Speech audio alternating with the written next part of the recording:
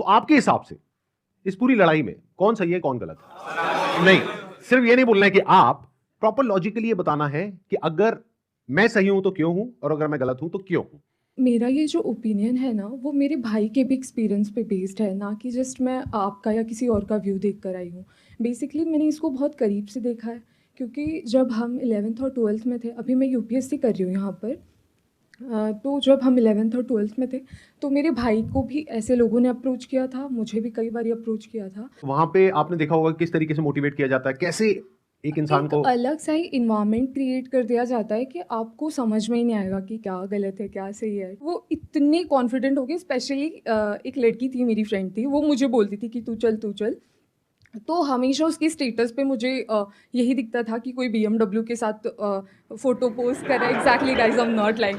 तो कोई मर्सिडीज़ के साथ डाल रहा है। तो भाई ने भी मुझे कल ये बात बताई कि ये सब फेक होता है। अगर प्रोडक्ट बेचना तो आप सिंपली बेच दो ना, कि हाँ साबुन है 10 रुपए का, ले लो। उसके पीछे आप बीएमडब्ल्यू क्यों दिखा रहे हो, जो कि वो पॉसिबल नहीं है। Exactly, that is the truth. कुछ लोगों को ये लग रहा है कि ये लड़ाई मेरे और विवेक बिंद्रा के बीच में है, जबकि ऐसा कभी था ही नहीं। ये कुछ लोग समझ रहे हैं या वो खुद समझ रहे हैं। ये लड़ाई एक्चुअल में सच और झूठ की है। ये लड़ाई एक्चुअल में सही और गलत की है। सर इसमें गलत क्या है वैसे? सर वो कोई तिकड़म लगा के अपना कोई प्रोडक्ट बेच रहा है। सर ऐसे बहुत सारे लोग हैं दुनिया में जो कुछ ना कुछ कर ही रहे हैं, कई सारी टैक्टिक्स लगा रहे हैं। और जैसे एडवर्टीजमेंट में बहुत सारा कुछ होता है, तो सर ये भी इसने भी कोई अपनी टैक्टिक्स निकाली है, तो उसमें सर गलत क्या है अपना प्रोडक्ट बेचने वेरी में? गुड पॉइंट कि इसमें गलत क्या है। कोई बताना चाहेगा कि इसमें कुछ गलत है या नहीं है या ये सही है? सर बेसिकली इसमें सबसे पहले हमारे लोग 18 to 25 के एज ग्रुप के बच्चों को टारगेट किया जाता है, और इसमें उनको सेमिनार तक ले जाया जाता है, और उनको ज़बरदस्ती आप अपने कुछ भी बेच रहे हो उन्हें फंसा दिया जाता है। सर अजीब टाइप के वहाँ म्यूजिक वगैरह चल रहे होते सेमिनार में। मैं खुद भी ज्वाइन किया था कंपनी में, और वो बोलते थे कि आपको आपकी दाढ़ी आने से पहले आपकी गाड़ी आ जाएगी। आई नहीं सर। सर सबसे पहले मैं ये कहना चाहूँगा, क्योंकि जिस आपने बिग स्कैम वीडियो अपलोड की यूट्यूब पे, उसमें आपने ना नाम किसी का बताया ना कंपनी का नाम लिया। तो अगर मैं जैसे चोरी कर रहा हूँ, आप चोर चोर कह रहे हैं, अगर मैंने वो गलती की है तो ऑब्वियसली मैं चिढ़ूंगा उस बात से। आप अगर नाम लेते तो गलत था, कंपनी का या उनका या किसी स्पेसिफिक पर्सन का, तो गलत होता। आपने नाम तो नहीं लिया, और अगर नाम नहीं लिया है आपने, और अगर मैं गलत हूँ तो मैं चिढ़ूंगा। और एक और मजेदार बात बताइए, जब वो वीडियो अपलोड हुई कितनों को समझ आया था मैं किसके बारे में बात कर रहा हूं? बहुत कम लोगों को। अगर वो कुछ नहीं करते, चुपचाप बैठे रहते, तो 2 दिन में सब भूल भा जाते। सब वो खत्म हो जाता। मतलब एक टीचर है जो क्लास में सामने खड़े होकर के बोल रही है तुम में से किसी एक ने चोरी करी है, और एक बच्चा खड़ा होकर के बोलता है मैंने चोरी नहीं करी है, मैंने चोरी नहीं करी। अरे नहीं करी तो बैठा रहना चुपचाप। सर इसमें मैं अपने थॉट शेयर करना चाहूँगा। सबसे पहले तो कोई कोर्स बेचना या प्रोडक्ट बेचना कोई गलत नहीं है, लेकिन प्रोडक्ट का अगर आप 50,000 का बेच रहे हो तो उसकी औकात भी होनी चाहिए उतनी। उनके प्रोडक्ट की औकात है 100 रुपये की, लेकिन बेच रहे हैं 50,000 में। सर एक पॉइंट और मैं शेयर करना चाहूँगा। प्लीज बोलिए। लाइक किसी को पसंद नहीं आया और आप उससे कह रहे हो कि आप दूसरों को सेल करो, तो वो उससे बड़ा स्कैम है। असली स्कैम ये है, ध्यान से समझ लो सब लोग, कि एक प्रोडक्ट जो आपको पसंद नहीं आया, आप अपने पैसे वापस मांग रहे हो, लेकिन आपको कहा जा रहा है अगर आपको अपने पैसे वापस चाहिए तो अपने जैसे और 4 बेवकूफ पकड़ करके लाओ और उस पर 30% 35% जो भी है कमीशन लो, और जो आपने पैसा लगाया वो पूरा पैसा आपको वापस। ये स्कैम है। अच्छा, इसी में अगर कोई जेन्युइन प्रोडक्ट हो तो क्या ये स्कैम है? No sir. नहीं है। ये भी ध्यान से समझ लेना। तो मजे की बात यह है कि जब मैंने स्कैम को एक्सपोज किया तो ऐसी हजारों कंपनीज हैं इंडिया में, उनमें से सिर्फ एक ही कंपनी वाले और उस कंपनी का मालिक नहा धो करके मेरे पीछे पड़ गए। इसका मतलब क्या निकालोगे? अब आ करके कह रहे हैं कि बताओ इसमें स्कैम क्या है, तो ठीक है मैं बताता हूं स्कैम क्या है। आज अच्छे से बताता हूं और पूरी दुनिया को समझाता हूं कि स्कैम होता क्या है। तो एक काम करते हैं, एक वीडियो देखते हैं। उस वीडियो को देखने के बाद में आप लोग अपने व्यूज बताइएगा कि स्कैम है या नहीं है। दोस्तों मेरा नाम नीरज है, मैं राजस्थान जोधपुर से हूँ।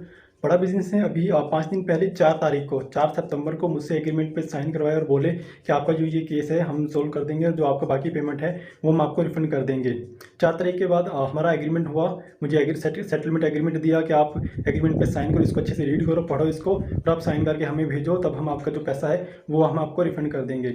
मेरा जो भी पैसा है मैक्सिमम जो है अब 35,000 मेरा पैसा बड़ा बिजनेस में भी बाकी है। लॉस तो अगर मैं बोलूँ तो मेरा कैश का 1 लाख का मेरा लॉस हुआ है 2 साल के अंदर। एक साल मैंने फुल काम किया, डीएमटी भी पैसा खर्च किया, आना जाना बहुत स्ट्रगल किया, लेकिन पैसा नहीं कमा पाया। 1 लाख का मैं लॉस करके बैठा हूँ।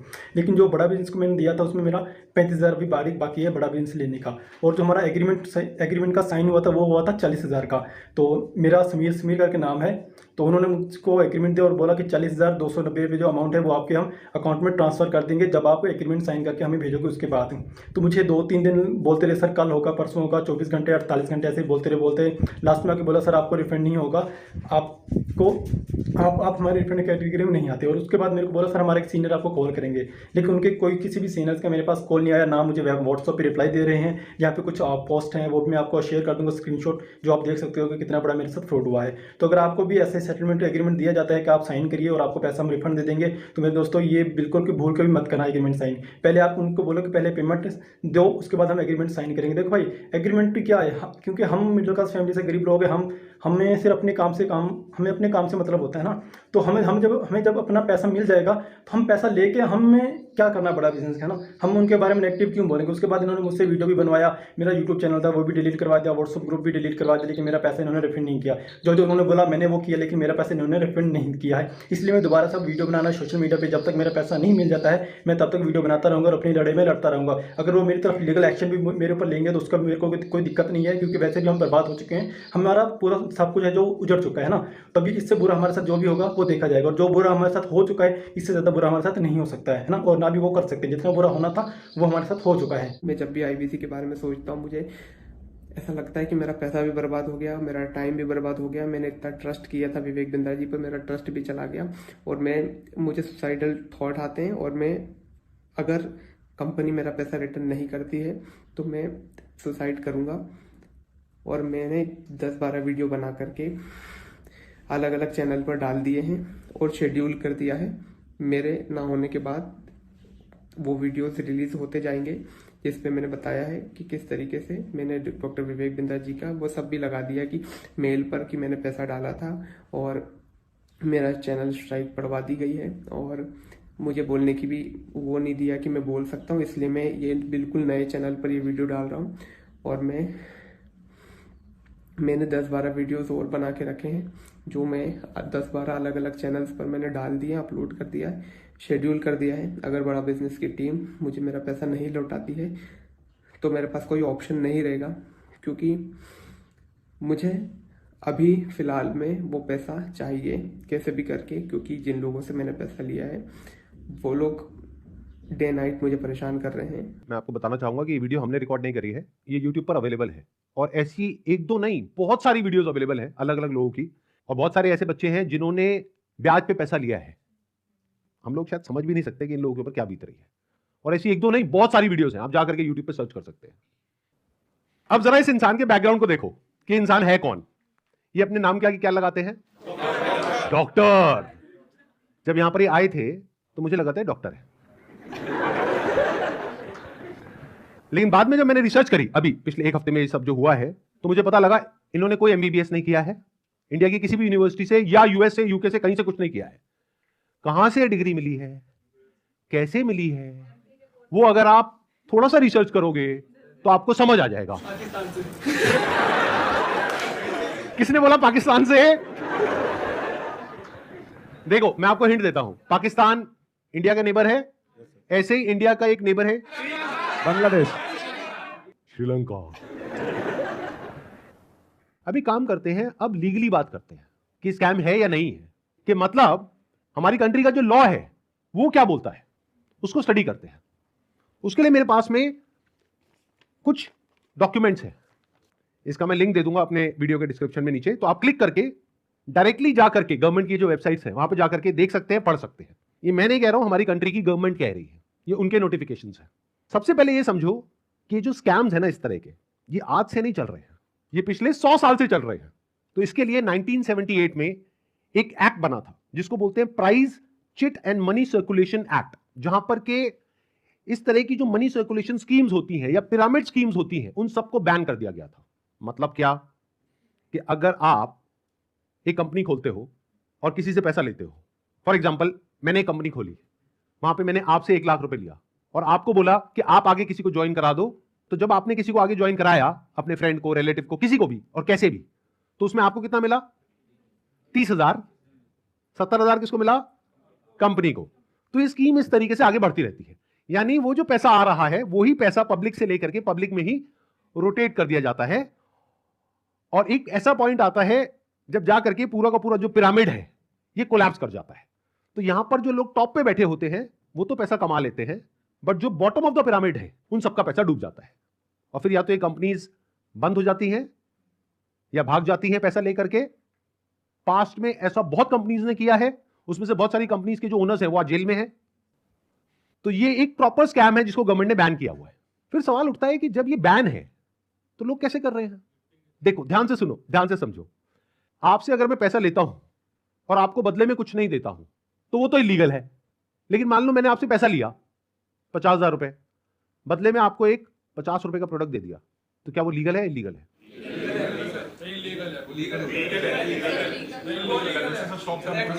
हो गए ना कंफ्यूज? तो ये एक लूपहोल है, ये जो लॉ है उसके अंदर, इसको ये लोग यूज कर रहे हैं। मतलब गवर्नमेंट ने क्या कहा कि अगर आप किसी के घर का दरवाजा तोड़ते हो और अंदर जाते हो और चोरी करते हो तो आपको सजा होगी। लेकिन ये लोग क्या बोल रहे हैं कि देखो दरवाजा लिखा है, खिड़की नहीं लिखा है। खिड़की से तो हम जा सकते हैं ना। तो जो कंपनीज जेन्युइन है और जो फेक है उसमें सबसे बड़ा फर्क क्या होता है कि जो प्रोडक्ट है अगर लोग उसकी वजह से ज्वाइन कर रहे हैं और वही एडवर्टाइजिंग में कहा जा रहा है, वही उसका ओनर कह रहा है, तब तो वो जेन्युइन है। मेरे हाथ में ये रिजर्व बैंक ऑफ इंडिया का सर्कुलर है। इसमें क्लियरली आरबीआई ने यानी रिजर्व बैंक ऑफ इंडिया ने कॉशन किया है public against multi level marketing activities. इसमें मैंने कुछ पॉइंट्स को हाईलाइट किया हुआ है, उसको मैं एक बार आपको एक्सप्लेन कर देता हूं। Income under such schemes majorly comes from enrolling more and more members from whom hefty subscription fees are taken rather than from the sale of products they offer। तो ये आरबीआई का कहना है। मतलब देखना ये है क्या वो जो प्रोडक्ट है और सर्विस है उसका जो प्राइस है वो मार्केट से थोड़ा ज्यादा है या बहुत ज्यादा है। अब आपको एक बहुत मजेदार बात बताता हूं। ये सिखा रहे हैं 10 दिन का एमबीए। 10 दिन में कौन सा एमबीए होता है? मतलब इस हिसाब से आईआईएम और ये जितने टॉप एमबीए कॉलेजेस हैं उसकी प्रिपरेशन के लिए लोग कोचिंग में जाते हैं, तैयारी करते हैं कैट को क्रैक करने के लिए, उस सबकी तो कोई जरूरत ही नहीं है। साक्षात विवेक बिंद्रा जी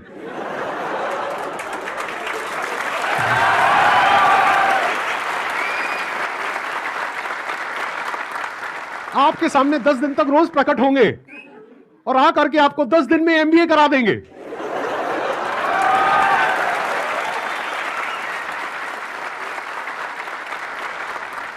प्रोफेसर साहब एक बात बताइए, आपने अपनी वीडियो में बोला कि एक इमेज मैं 20,000 रुपए की बेच रहा हूं, तो क्या वो स्कैम नहीं है?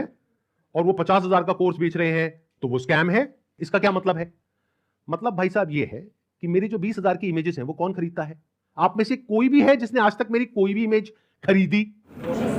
Not even a single person. तो हमारी इमेजेस कौन खरीदता है? जो बड़ी बड़ी कंपनीज हैं, बड़े बड़े ब्रांड्स हैं जिनकी टर्नओवर हजारों करोड़ रुपए की है, वो 20,000 रुपए की इमेज खरीदते हैं। क्यों खरीदते हैं? क्योंकि अगर वो इमेजेस हमसे नहीं खरीदेंगे और खुद शूट करेंगे तो उनका खर्चा आएगा 5 से 10 लाख रुपए। और वो इमेज कितने में मिल गई? 20,000 रुपए में। हमने जब वो शूट किया तो हमने 10 लाख रुपए लगाया, तब जाकर के 20,000 में एक इमेज बेची।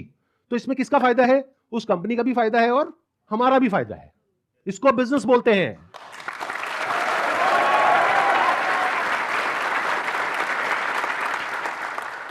देखते हैं आरबीआई और गवर्नमेंट ऑफ इंडिया क्या कहती है उनके बिजनेस मॉडल के बारे में। The Reserve Bank has also said that acceptance of money under money circulation, multi-level marketing, pyramid structures is a cognizable offense under the Price, Cheat and Money Circulation Banning Act 1978.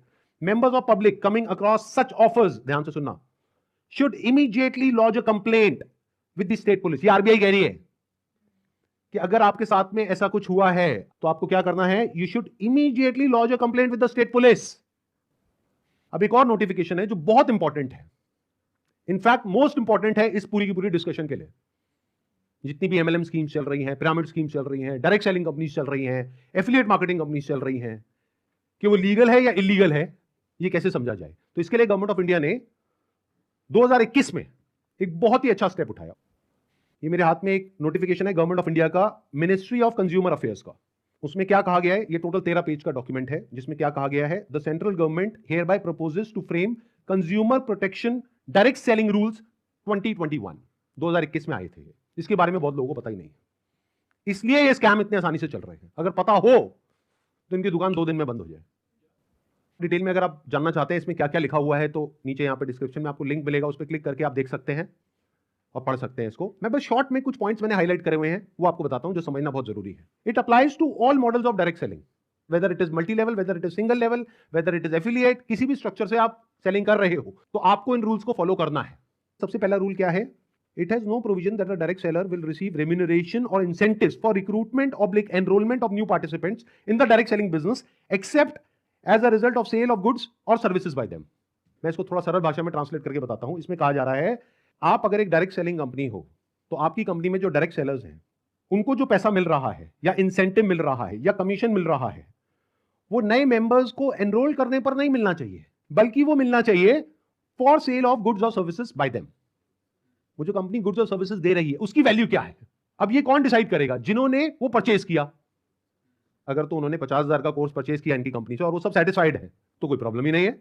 But अगर उसमें से 99% लोग satisfied नहीं और अपना पैसा वापस मांग रहे हैं और ये पैसा वापस नहीं कर रहे हैं तो ये स्कैम है ना।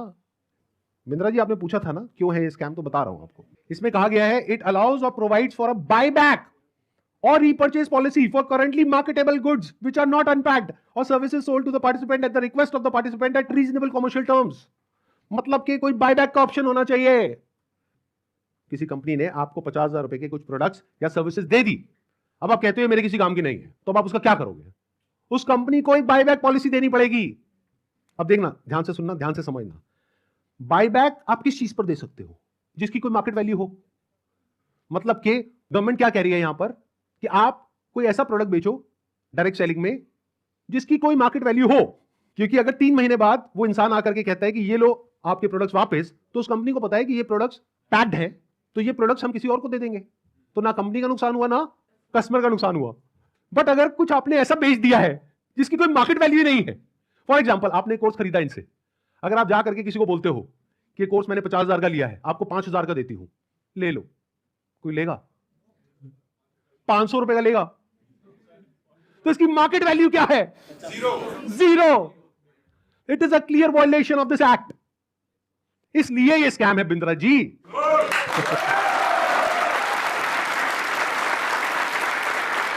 उन्होंने एक बहुत बड़ी गलती कर दी। It was never meant to be Sandeep Maheshwari versus Vivek Bindra. It was just an awareness video. जबरदस्ती आकर के बीच में छलांग मारी है उन्होंने, जबरदस्ती। मेरा मकसद सिर्फ किसी एक पर्सन को टारगेट करना नहीं है, बल्कि सबको अवेयर करवाना है कि देखो दुनिया में ऐसा कुछ हो रहा है तो बच करके रहो। Misselling means recklessly misrepresenting a product और service in order to successfully complete a sale. It also includes providing consumers with misleading information about a product or service. This can involve omitting key information, मतलब key information आप उनसे छुपा रहे हो about a product, or providing information that makes the product appear to be something it is not. मतलब कि अगर सरल भाषा में बोला जाए तो आप ऐसा नहीं कर सकते कि आप दिखा कुछ और रहे हो और दे कुछ और रहे हो।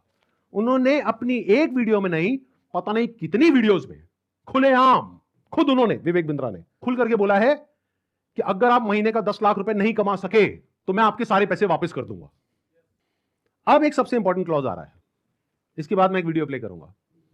क्लॉज नंबर 7 का 2E एक पर्टिकुलर क्लॉज है जो सबसे इंपॉर्टेंट है इस पूरे के पूरे सर्कुलर में।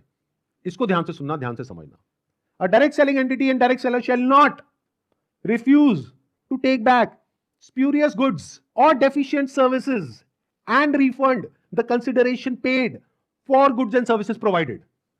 इससे कोई फर्क नहीं पड़ता कि आपने उस कंपनी के साथ में क्या एग्रीमेंट किया है, फर्क इससे पड़ता है कि लॉ क्या है। फॉर एग्जांपल आप किसी के साथ में एग्रीमेंट करते हो किसी का मर्डर करने के लिए, तो आप कोर्ट में जाकर के ये नहीं बोल सकते थे कि हमारा एग्रीमेंट था। क्यों? क्योंकि जो कंट्री का लॉ है वो किसी भी एग्रीमेंट के ऊपर है। The law of the land supersedes all agreements. तो आप लोग जो डर रहे हो ना कि हमने उनके साथ में कॉन्ट्रैक्ट साइन किया, एग्रीमेंट साइन किया है, अरे पहले लॉ को तो देख लो, लॉ क्या कहता है। अगर लॉ के हिसाब से वो गलत है तो गलत है, नो मैटर कि उसने आपके साथ क्या एग्रीमेंट किया है। That agreement must be in line with the law of the land. तो ये क्लॉज को मैं दोबारा से पढ़ूंगा, ध्यान से सुनना। A direct selling entity and direct seller shall not refuse to take back deficient services.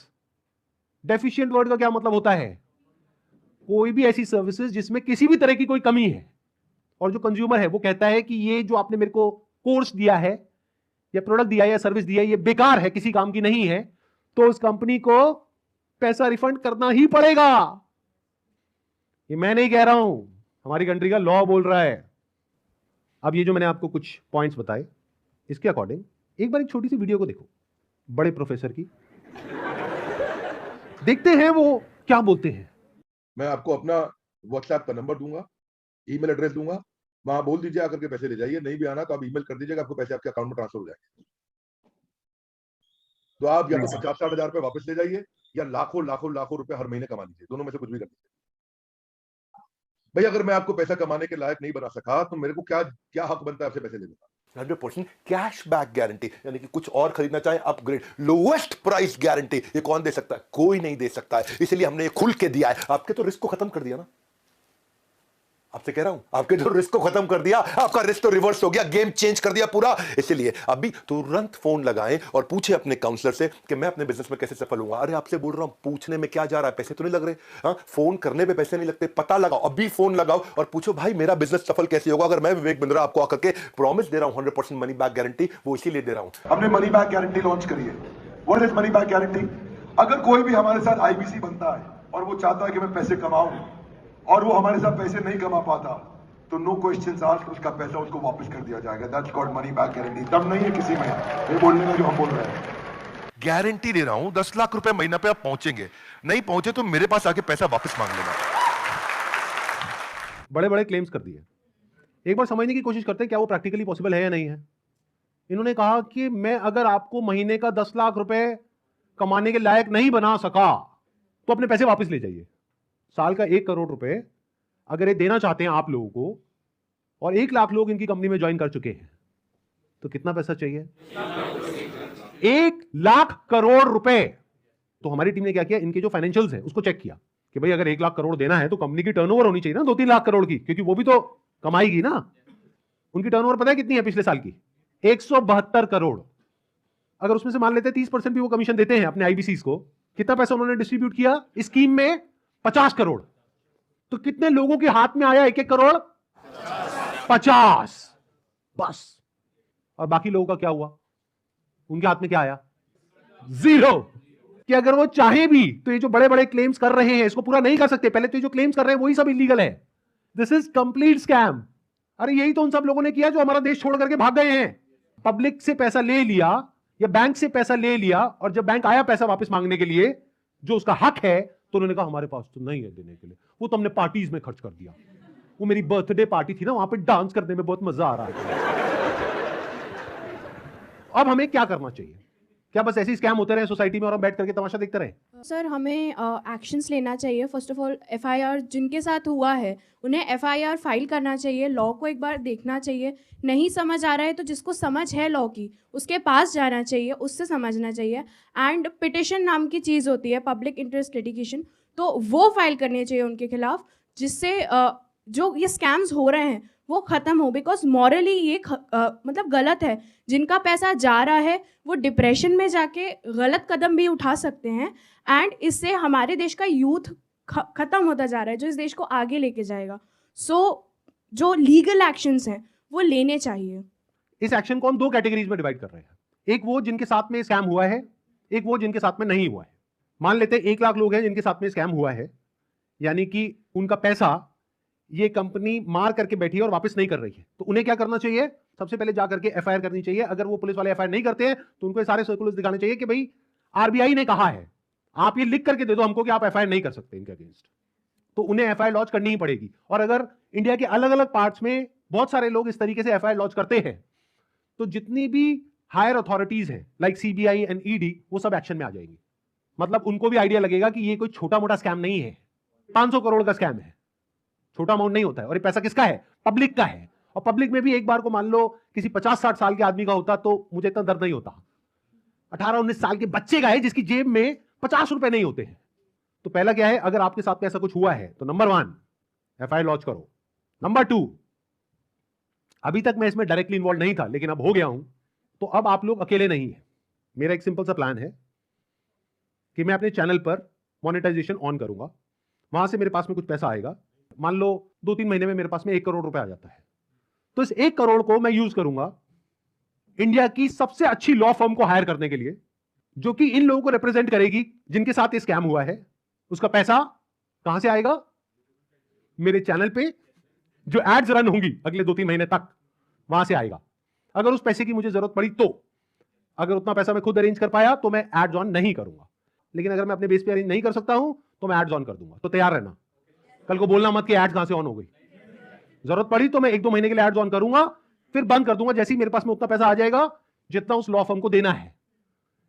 फिर वापस से अगर मेरे पास में पैसा खत्म हो गया उनको देने के लिए 6 महीने बाद, फिर से एड्स ऑन कर देंगे। अपने घर की खेती है, क्या दिक्कत है।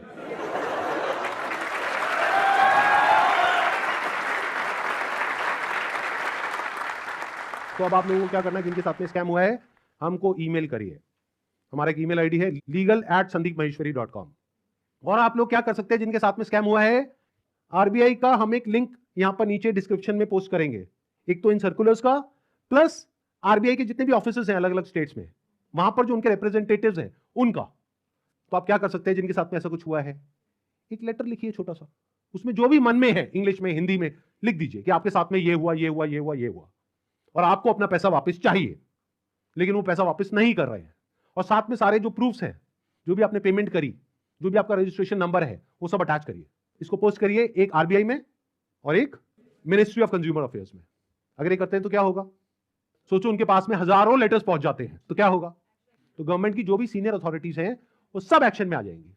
अगर आपको बहुत ज्यादा डर लगता है कि पता नहीं क्या हो जाएगा, क्योंकि ये आदमी है तो थोड़ा अजीब। अभी जो कल वीडियो में आया है ये, इसने आकर के एक बार नहीं बार बार मुझे धमकियां दी है, 1 हफ्ते में देखो मैं तुम्हारे साथ क्या करता हूं। भाई तू क्या करेगा, कर ले, अभी कर ले। मैं नहीं डरता भाई, दिखता नहीं है मेरी आंखों के अंदर। मेरे को मत डराने की कोशिश कर बार बार, तू अपनी आंखें दिखा कर।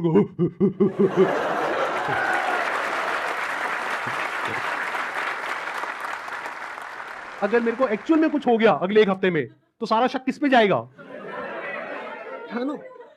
कैसा प्रोफेसर है, थोड़ा तो बुद्धि यूज कर, थोड़ा तो लॉजिक नाम की चीज यूज कर। पब्लिकली आकर के मेरे को धमकाए चले जा रहा है, क्या ये लीगल है। अच्छा, एक चीज ध्यान में रखनी है आप लोगों को जिनके साथ भी स्कैम हुआ है, चाहे आप हमको ईमेल कर रहे हैं, चाहे आप कहीं पर भी इस तरह से लेटर भेज रहे हैं या ईमेल्स भेज रहे हैं, जहां भी आप भेज रहे हैं, जो भी प्रूफ है पेमेंट का वो साथ में अटैच करिए और अपनी कॉन्टैक्ट डिटेल्स प्रॉपर तरीके से दीजिए। क्योंकि अगर आप हमको ईमेल कर रहे हैं तो हमारी लीगल टीम आपको कॉन्टैक्ट करेगी आपके फैक्ट्स को वेरीफाई करने के लिए। तो ये हो गया एक कैटेगरी उन लोगों की जिनके साथ में स्कैम हुआ है। अब बात करते हैं बाकी के लोग, जो आप लोग हो। क्या आप जेन्युइनली कुछ करना चाहते हो? कितने हैं जो जेन्युइनली कुछ करना चाहते हैं? तो एक हैशटैग है जिसको बहुत तेजी से हमको स्प्रेड करना है। मतलब कि जब ये वीडियो अपलोड होगी उसी दिन ये हैशटैग हर जगह ट्रेंड करना चाहिए, हर यूट्यूब के कमेंट सेक्शन में, ट्विटर पर, इंस्टाग्राम पर, हर जगह इसके बारे में बात होनी चाहिए। उसके पीछे क्या वजह है? क्योंकि जैसे ये वीडियो अपलोड होगी उनको समझ आ जाएगा कि अब उनके लिए सारे दरवाजे बंद हो गए हैं, and it is just a matter of time जब उनके अगेंस्ट बहुत बड़े लेवल पर लीगल एक्शन होने वाला है। तो वो क्या करेंगे, वही जो पास्ट में ऐसे सब लोगों ने किया, वो देश छोड़ करके भागेंगे। इसका टाइम नहीं देना है। तो वो कब हो सकता है? जब आरबीआई के जितने भी सोशल मीडिया पेजेस हैं, मिनिस्ट्री ऑफ कंज्यूमर अफेयर्स के जितने भी सोशल मीडिया पेजेस हैं, वहां पर सब जगह ये हैशटैग ट्रेंड कर रहा हो। तो क्या होगा, इमीडिएटली उसके ऊपर एक्शन होगा। तो अब इनको रोकने का क्या तरीका है? एक हैशटैग है, ध्यान से सुन लो इस हैशटैग को, और ये यहां पे आ भी जाएगा नीचे और वीडियो में भी दिख रहा होगा आपको। Hashtag stop Vivek Bindra. रोको इसको भाई।